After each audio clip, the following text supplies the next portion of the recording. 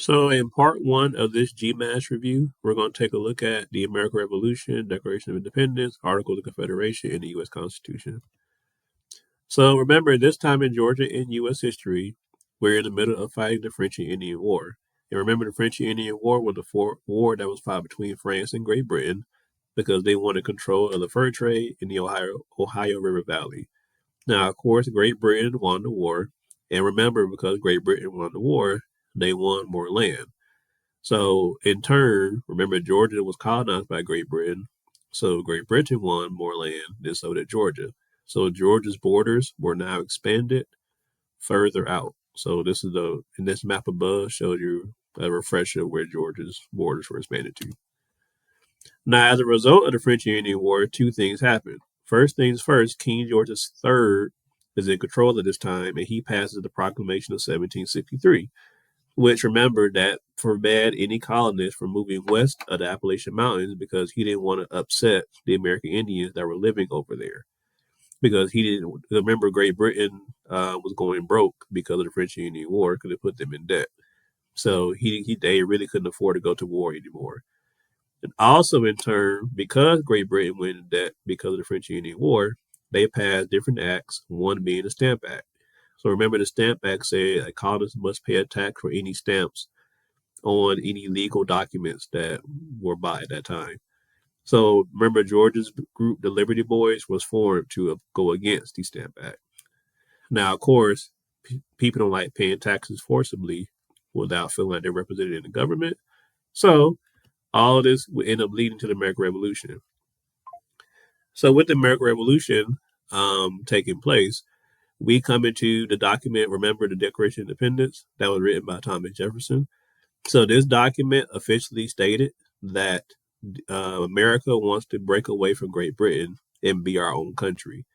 So remember, there are three sections in the Declaration of Independence: the preamble, grievances, declaration. So the preamble pretty much states why the document was written. The grievance section states what complaints the colonists have against King George III, like, for example, making soldiers live with us, remember, making them pay taxes forcibly, things of that nature. And in the last section, the declaration section actually states that, you know what, we want to be our own country. We're good on y'all. So remember, three people from Georgia signed the Declaration of Independence: Lyman Hall, Bud Gwinnett, and George Walton. Now, with the war itself, remember there were two groups, loyalists and patriots. So remember, loyalists, they were loyal to the king. So they wanted to remain under the rule of the king. Whereas patriots wanted to break away from the king and they wanted to be their own country. So there were two significant battles fought in Georgia during this time in the American Revolution. You had the Battle of Kettle Creek, which was operated by Elijah Clark. And the Patriots won that battle, so then it kind of boosted the morale because we had really been doing bad before then.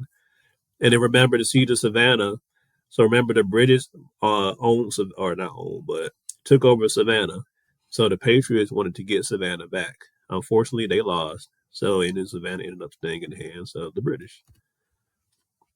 Now, last thing for this video. So remember we talked about the Articles of Confederation. So remember the Articles of Confederation gave the states more power than the federal government. So remember, this was our first government, our first constitution after we broke away from Great Britain. So we wanted to make a government that wasn't really top heavy. So unfortunately, though, there were some pros and cons, or some good and bad things about the Articles of Confederation. So remember, some of the bad things were the government could not really collect taxes, and they could not regulate trade between states. So because they could not collect taxes, then therefore they could not get a military. And then some of the good things, though, in the articles was the government could coin money, they could send ambassadors to other countries, operate post offices, and then they could declare war. So because this document, the Article of Confederation, did not really work out.